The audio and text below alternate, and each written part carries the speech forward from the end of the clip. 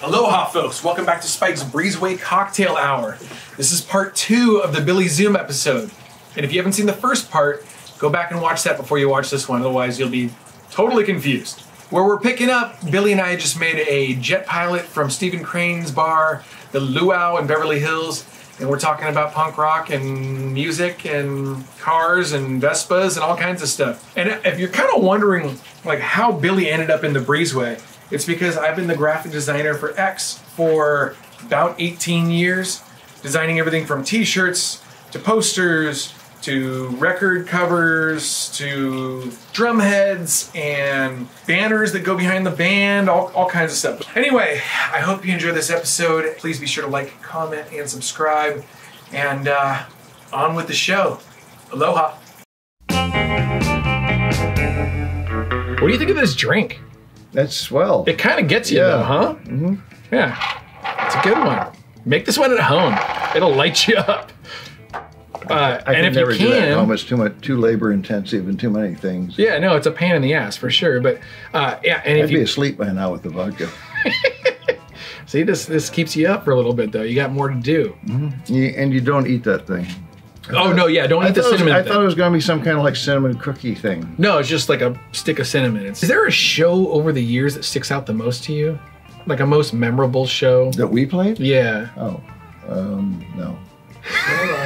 You remember somewhere around 2008 we played at the Crystal Ballroom with the lighting girl that knew X with Sprung Dance Floor, and then we went and played, that was sold out, and then we played 2 sold out show boxes, and you guys played 3 like magical shows, and you guys are like wrung out wet rats at the end, and like, wow, that was really amazing. You should have brought that up when you did this show because that's your memory.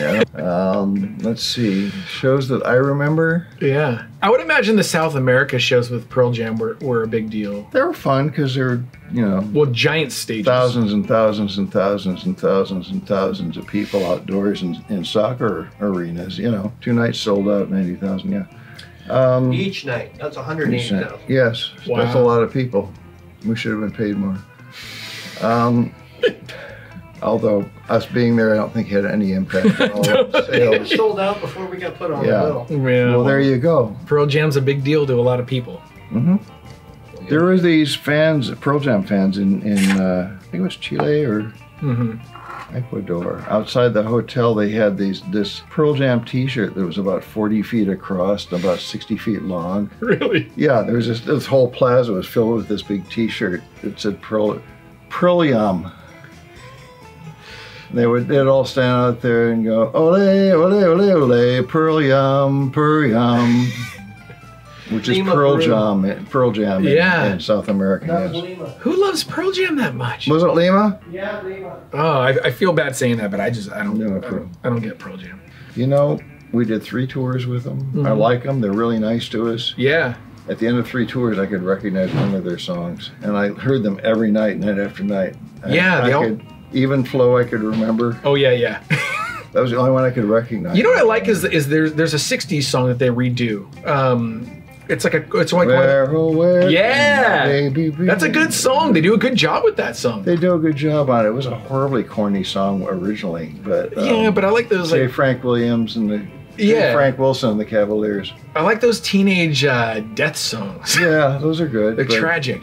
Tell Laura I Love Her's a better one though. Yeah. Yeah, yeah. Oh man, have you heard that song, the Everly Brothers? You were telling me earlier that you were at a Knott's Berry Farm show with the Everly Brothers, and they got in a fight? The Alligators, yeah. When I was in the Alligators, we all went down to see the Everly Brothers at Knott's Berry Farm, and John was too drunk to remember the lyrics, and Phil took his guitar off and threw it on the floor and stomped off. That was, and then they didn't play again until the 80s. Really? Yeah. What a magical duo, though. The Everly Brothers. Oh, gosh, I love the Everly Brothers. Have you heard their song, Poor Jenny? Yeah. It's about this girl that gets in it. Yeah. Yeah. She ends up getting locked up because there's like a party or something. Jenny's got a brother and he's hot on my trailer. Daddy wants to ride me out of town on a rail. I hope I'm still around when Jenny gets out of jail. Poor Jenny. Poor Jenny. Yeah, no, I don't remember that. when the Everly Brothers did their big reunion, and I think it was 83 or 84. Yeah. And they played at the Greek Theater in Hollywood, and we had just headlined the Greek there like a month or 2 before that. And I managed to get good, they gave me tickets to like, you know, fourth row center or something. It was really good. Yeah. But I couldn't get backstage because even I couldn't get a backstage pass because security was so... For the Everly Brothers? For the Everly Brothers. Only the Everly Brothers and their families got backstage. So then it turned out our ex's lighting director was working the spotlights. Mm-hmm. And they had given him 2 passes, one for his wife. So I got his wife's pass and I got backstage.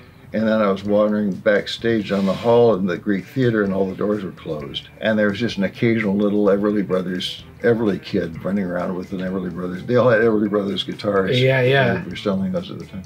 I like those guitars. Well, And I like I had my date with the Everly Brothers jacket and I wanted to get it autographed and I couldn't, you know, it took everything I could do to get backstage and then there was nobody there. And then this little girl, you know, young trouble girl, came up to me and said, "You have really beautiful eyes." And I said, "Thank you, so do you." And she said, "Did you want to get that autographed?" And I said, "Yeah, I was trying to." And she, "Come on." And she grabbed me by the arm and dragged me over this door and banged on it. "Let me in, it's Aaron." And it was, you know, Don's daughter. Oh. The one that married the guy from Guns N' Roses. But she was about 15 then, you know. Wow. And she just dragged me in and got me an autograph. No way. I got both brothers to autograph my date with the Everly Brothers jacket. That's so Still cool. have it, yeah. Yeah, that's so cool. I love the Everly Brothers. She could have had like a T for trouble tattooed on her forehead. I mean, she was just... Well, she ended up marrying, would you say Axl Rose? Yeah. So, yeah, that must have been the whole Sunset Strip thing at the time, like when they were doing like the Rainbow and stuff. Did you guys hang out at the Rainbow at all? I never went to the Rainbow. I was in there once. Oh, okay. That was like a metal thing, huh? I don't know. Well, the glam people used to hang out there too. I don't know. It didn't sit right with me. I thought it was just a lot of groupie wannabes and good pizza though. We had pizza Super from good there. pizza. We'd send somebody out for it and bring it across the driveway to the Roxy dressing room. Yeah. I smoked cigarettes with Lemmy there a couple times. Yeah. Did you know Lemmy? Yeah. Yeah? Yeah. Good dude. Yeah. I liked Lemmy. In fact, Lemmy and his band, you know, Headcat or Motorhead? They used to come to all our gigs when we'd play in England. Really? They'd always be like backstage. Wow. And they always had a lot of speed and wouldn't give me any. But yeah, last time I saw Lemmy, I think was we were playing the Fonda. The Fonda. In Hollywood, and Lemmy and Brian Wilson were hanging out in my dressing room somehow. I don't know. They were just they were just all of a sudden there, and they were very nice. And I had produced a recording by the Trailer Park Casanovas of like a sort of tongue-in-cheek country cover of Ace of Spades. Mm-hmm. And I was trying to play that for Lemmy, but the band that was on was so loud. We were like screaming at each other, and I couldn't. Lemmy's like, what? Yeah. Yeah. You know what I miss are the Hootenannies. Yeah, those are fun. I saw you guys play there a bunch. That first one we did, they gave me my own golf cart to drive around. It was really fun. Nobody'd ever done that for me before. Are you buddies with the Cramps? Sure. They're weirdos, yeah, they were very weird. Yeah, but like in a rad way. I love the Cramps so much, but they were weirdos. It's like there was this guy at, we got a tour not long ago, a couple of years ago, of the Memphis studios, and we were at Philips International, and they had recorded there. Oh. And one of the guys, I can't remember which guy it was somebody from Philips International. He said, everybody in rock and roll's weird. Mm-hmm. Elvis was weird. Mm-hmm. Jerry Lee was weird. I'm weird. You're weird. We're all weird. But the Cramps, they tried to be weird. Oh. Which I thought summed it up pretty. Yeah, they were nice. Do you think they tried to be weird though? Do you think that was inherent? Do you think that was? No, I think they were straight people trying to be weird. But I met them when the first time we played in New York was like '78, and they were working out in New York then, and they gave me a 45 of The Way I Walk. Yeah, I mean, they were a cover band, really. Yeah, and then when they were in L.A. up by the cemetery, up by Forest Lawn, they used to come by to my place and visit and drop an amp off for me to fix. It was funny. They'd call it, "Can we bring an amp over?" "Sure, yeah, come on over." 5 hours later, they'd show up and they'd be in full dress with makeup and and Lux had this Miata and he was like looking over the windshield. Miata? Why did he drive a Miata? I had a '56 Plymouth sometimes too, but the Miata was funny because he was as tall as I was. Yeah. And A Miata doesn't seem like they'd come over in their full outfit, and I'd open the door in a t-shirt and sweatpants. And yeah, give me the amp. Yeah. Come on. I went over to Buck Owens. At the Hootenanny. Yeah, he had the dressing room trailer, you know, and I went back and met Buck, and hi, I'm a big fan, and I really liked you, and I like Don Rich a lot. I told him you were a Don Rich fan, then he was your buddy too. Standing on the steps of his trailer having this conversation, and all of a sudden he starts to go, okay, nice meeting you, I gotta, I'll see you later, I gotta go. And he ran in his trailer, slammed the door, and looked where here's Lux coming with his no shirt on, his pants halfway down. Walking towards Buck Owens' trailer, Buck just went in and slammed the door and locked it. And Lux was the biggest fan of like country and rockabilly. I know, and, but like, he should have had his pants on for Buck. Yeah. Yeah. I don't think Buck got that. Make yourself presentable, for God's sake. Yeah. He has tights on, and they had torn. Oh. Like from the waist to the fucking knee. Yeah. His junk was hanging out. Makeup was sliding down his face. And Billy was like, and Billy, you were getting autographs signed. Yeah. He was shoving the things back at Billy and backpedaling. Billy was like, what? And he turns around and he, oh, damn it, Lux!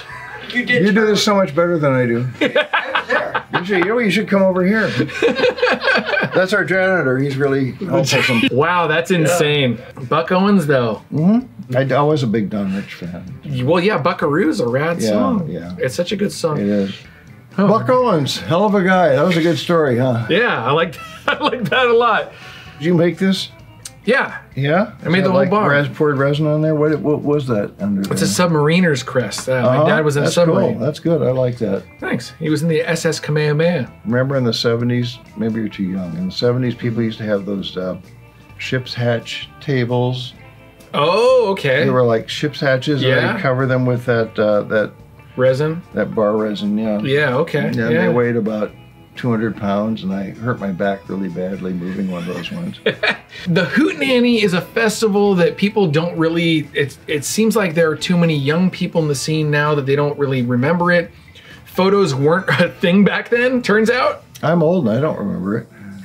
But you guys played a lot of the Hootenannies with Social Distortion, the Reverend Horton Heat, and the Super Suckers, and all kinds of bands. Owens. Buck Owens. Good story there. Bo Diddley. Bo Diddley, the Cramps. Chuck Berry. That other Chuck band, Berry. Robert Gordon got paid to leave. Yeah. He got paid to leave. Got there after his set was raising holy hell. Totally on the cocaine and what's his name? They paid him to leave. They paid him off to go away. Baby Huey paid him to not play. Here's your money, leave. Robert Gordon was great with Danny Gatton. Danny Gatton was great with or without. That's true. That's a good point. Link Ray was good with Robert Gordon. He was too, yeah. I saw a video of Link Ray and it sounded like a big mess though.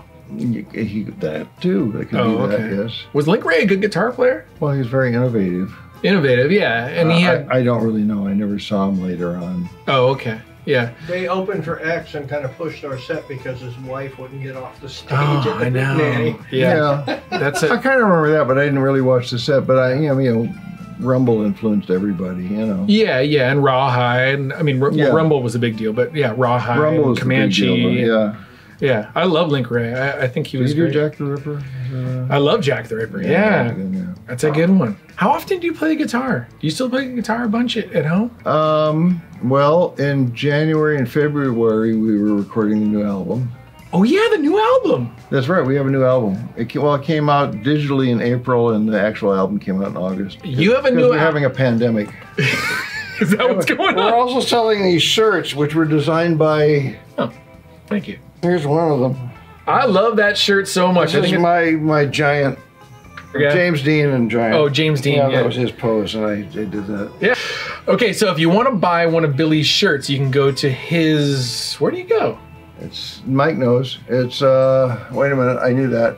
It's Mike. Where do you buy our shirts? Xtheband.com. What? No. Billy Zoom at Big Cartel. Big Cartel. Billy Zoom at Big Cartel. And there's a scooter one, and there's a really cool hat with a Hudson Hornet emblem. BillyZoom.BigCartel. And they were designed by this. They're really cool, and you should buy some. You should buy some. You guys put out a new record. We did put out a new record, yes. And it is absolutely incredible. It's bitchin', yeah. It's really good. Yeah, I know. you see the top 10 list? Number 1 It's on NPR. better than our old 101 LA records. Times Number every 1 year. on NPR. Yeah, number 1. Like, it's really good. You guys should go and watch. It's as good as our old records, except the recording is better. Yeah. The production's better. It really is. Sonically, it sounds better. Folks, if you like X, you should really go and listen to the new X record. I swear on all that is. If you never cared for X or don't know about them, you should listen to it anyway, at Yeah. least on YouTube, because it's better than you think it would be. In fact, all of the artwork on the album cover was done by Wayne White, who's an incredible artist who also designed all of the Pee-wee's Playhouse Pee-wee's stuff. Playhouse stuff. Yeah, and Pee-wee was like a friend of X. You know what? I knew Paul. I still know Paul. I only learned that was a TV show kind of recently. What, Pee-wee's Playhouse? Yeah. I saw him do the live Pee-wee's Playhouse thing at the Roxy. Oh, yeah. And I knew Paul from when he was at Groundlings, and he used to come over and hang out with us and stuff. Yeah. I didn't know that turned into a TV show because I Was he didn't- normal in, like... Yeah, but I Yeah. didn't own a TV in those days. You know. I know. I used to wonder how do kids know how to imitate Paul's voice when they, you know. Yeah. Anyway, yeah, he's a good guy. We saw him. When was that when we saw him? We went to his we went to anniversary, the 40th his anniversary. 40th anniversary show. Yeah, Paul's a great guy. Yeah. We knew him back then, and when he was with the Grounders, he went to high school with Dixie. So Alphabet Land, though, there was a music video that was created, and There were several. There were several, yeah, there were several. But the first one was mind-blowing because it made it look like you guys were all still 20 or something, 20, 25 years old, I running don't think that through was the first one. Hollywood. Second one. Oh, that was the second Second one. By Gilbert The Frey, first no, one was Gilbert actually Frey. shot in Rob's studio right after we finished mixing the record, and we were just hanging out there. Oh, okay. Oh, yeah. I remember And it that. looks kind of like it's got a filter on it. Makes it look kind of like an animation thing because we didn't know it was going to be video when we shot it, so the lighting wasn't very good. Oh, So okay. they had to do that to fix the contrast. So it was the second one. Yeah, that was. we have people playing us. So what's it like to watch somebody play you? It was great, except they had Billy Zoom running, and I had to tell them afterwards, Billy Zoom does not run. Unless there's somebody running with my guitar in front of me, I do not run. I saw that video and I was like, that did strike me as funny. I was Yeah. like, I don't feel like Billy would ever run. No. or anything. Earthquake, Mexico City, Pearl Jam, 2011. Thanksgiving I Day. walked briskly. The bullshit. You were sitting in that outbuilding in Yeah. the 1950s Mexico City racetrack, and we're like in like a paddock building. Right, behind and the like, stage. Pearl Jam's on stage, outdoors, you know, and they got the lighting trusses and everything, and they're going like this. over Oh the wow! band. During the earthquake. Yeah, and we were in a band, and we were in this building backstage, and Mike said we should. You said we should leave. I said, let's get the fuck out of here. He goes, why? I go, what do you think the earthquake specs are on a 1950s Mexico City concrete tilt-up building are? Yeah. Before I finished the sentence, Billy was gone. Yeah. He did the math in his head real quick and was like, I'm gone. You have to choose your moments. I didn't want to die there. It was a 6.7 quake. Did I mention that? Oh wow. Yeah, they have them all the time down there. The thing's on an old lake bed, so it's all sand. So it We just were kinda in does some this. modern hotel building that was built to like The roll International. back and forth Yeah, and yeah. stuff, and that was kind of weird too. Oh. But So there's a song on the new record so on the new record, that seems so on prophetic. the record, yes. Yeah, on the. Did I say on the record? I don't know. Oh. Did you? Is think this so. on the record? Goodbye, year, goodbye. Yeah, that's the one. That's a good one. It's a good one, and it seems so appropriate for 2020. Oh, we redid an old song called "I Got a Heater in My Hand." John changed the words. Yeah, I know. I got a fever in my hand, but that was like more now too. You know, fevers and oh yeah, that's right. yeah. Yeah. Could be. But I think Goodbye Year Goodbye Goodbye, is year, goodbye is a good. is- Could be an anthem. You know, it should be an anthem for 2020. 2020, 24 hours ago is the other one. That's a good song too. But this is going to be airing in 2021, so that will have passed. But Oh well. but go back and You listen to missed that it. song. It was wonderful. You was really missed it. It wonderful. was. It'll I'm never telling come you, around again. this record is so good, man. Go listen to that record and go buy some merch from Billy Zoom from Yeah. his personal website. Big Cartel, Billy Zoom at Big Cartel, something like that. What is it? I don't know. Here's one. BillyZoom.bigcartel.com. Here's one right here. See? BillyZoom.bigcartel.com. This is an 1887 Colt Lightning 38 caliber that was my great grandfather's, and I'm doing my James Dean pose from Giant. Yeah. Back when cigarettes were rad. There's a good Vespa scooter one too, and that's what I was going to ask you. Oh, yeah. Geez, sorry. And a Hudson Hornet hat. Okay, so my buddy that I build cars with. You build cars? Yeah. Okay. I got a T-Bird in the garage. And I got a 60-year-old, 62. Oh. So my buddy that I build cars with was like, hey, ask Billy why, out of all colors in the world, why was your scooter purple? Well, it was burgundy. Oh. All right. The guy I sold it to had it repainted and then sold it to another guy, and there's some pictures of it on the internet. It's very purple. Yeah. Which is why they don't have the windscreen on it, because that is the original color. Oh, so I was talking to that guy and I was like, maybe I'll buy that thing. And then he told me the price and I was like, no. And especially when you said, yeah, if a Vespa that sat for 30 years and not run. No, you'd have to redo the engine, but that's okay. See, that one was a 63 Vespa GS with a 76 Rally 200 engine in it with oil injection and electronic ignition. I made the crash bars and I made that windscreen for it, and the windscreen matched the body. You gonna get another scooter someday? I don't think so, because you have to wear a helmet. Oh yeah. Oh, you weren't wearing a helmet back then? No, they passed the helmet law to like 92, and I sold my scooters because I can't do helmet hair. No. Billy Zim cannot have helmet hair. It's just, you know. Mm-hmm. So I sold all my scooters and bought an Austin Healey. Oh, yeah. That's rad too. Which is like 2 scooters, but you don't have to wear a helmet. Totally. That sounds super fun. Mm-hmm. Oh, ha! And there goes the rum. At least it's drinking just a little bit. Scooter. Drink just a little bit longer. God, you got tall all of a sudden. Yeah, my band, what?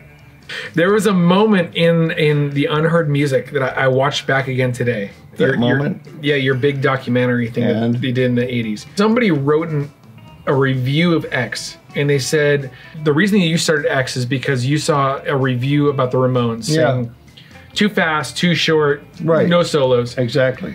And then there was a review from, God, was it Chris Morris? Chris somebody, who said, music by X sounds like murder. Yeah.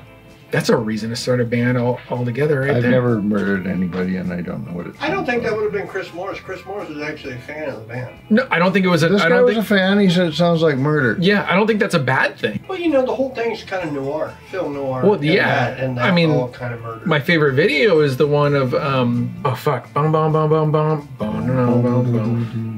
Because I do. Because I do. Oh, because I do. Dun dun dun dun dun dun dun. Yeah. D D D D D. Yeah. G G A A. Yeah. And then you go up high and you do the little thing with your pinky. Yeah. Yeah. That's rad. Love that. Cheap Trick.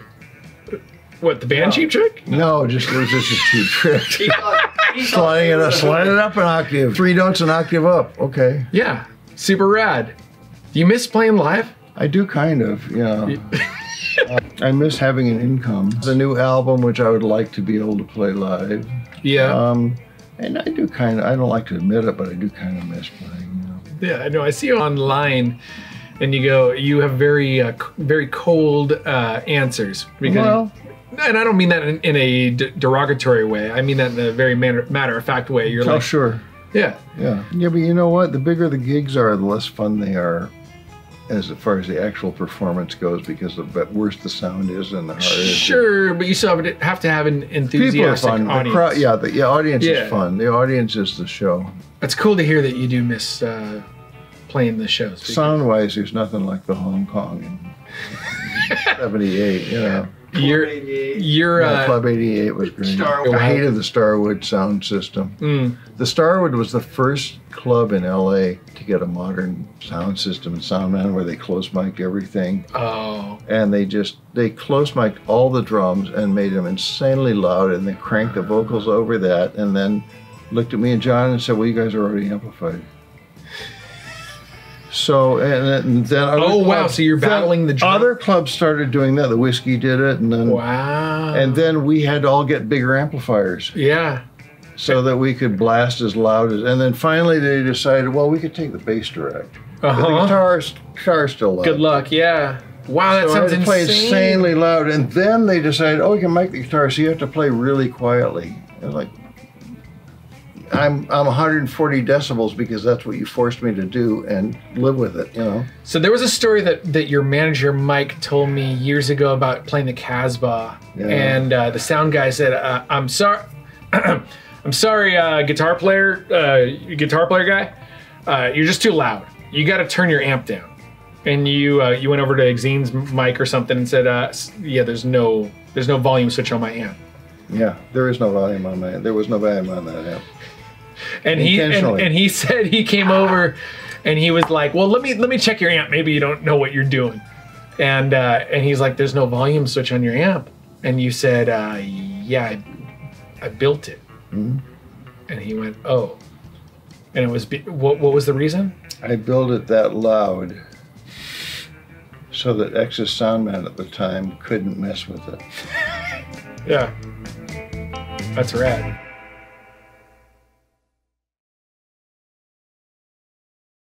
Oh God, that's just a glass of rum now. Okay, so for the jet pilot, we're gonna wait. Hold on, where's my recipe here? Oh, it's your recipe. So we're having. Well, this hold on. conversation. My mom was just on this show. Go spoil my story. Go ahead. Where'd that grapefruit go that you I'd be lost in Roku by now. Roku? Yeah. Oh, Roku. Yeah. Yeah. I thought that was an Asian girl. Well, that you can make things out of the real cork you can't make out of the plastic. Yeah, gaskets. I was thinking about a little mouse that would run around in your arm. Yeah. You take a long human hair and you take the cork, you carve a little mouse out and put a tail on it, and you burn it a little bit with a cigarette to darken it. Yeah. And then you fasten a little. Well, I don't want to give away the trick, but you can kind of make it climb all over your arm. Oh. Oh, like a magic trick. Yeah. Gotcha. It was one of my favorites when I was a little kid. Yeah. How's anybody gonna know we're? Oh, there we go. We did the falernum, didn't we? Hmm? Did we do the falernum? Yeah. Oh. This? Yeah. Yeah. Okay. I know we smelled it, but I didn't know You if we smelled it. I don't remember. I remember it was there. Did we put it in? I don't know. You'll have to back the camera up and look. It's good, right? I don't know how I get food on my face and my glasses. No. I'm going to have this every time I go to a tiki bar. So when you guys are on tour in San Francisco, your manager brings his crew with them to the Tonga Room. Have you heard of that place? No. Tonga Room. It's in the basement of the Fairmont Hotel, and it rains in there every half an hour. No, this is all messed up. I know where San Francisco is. It's close enough. Oh yeah. What a come off. Really made a mess of yourself there. I know. Oh, you can't say that. I can't? No. No. Wait, how did your drink get full again? He poured rum. I might have some rum fell into it. Which rum? Maybe the Bacardi. I don't know. I wasn't paying attention. Well, I want some too. Go ahead. But I don't want the Bacardi. I want the pot still. Yeah. Pot still black? That's the stuff. I was watching the Unheard. Hell of a nice guy though, that Buck Owens. Yeah. Dead, you know.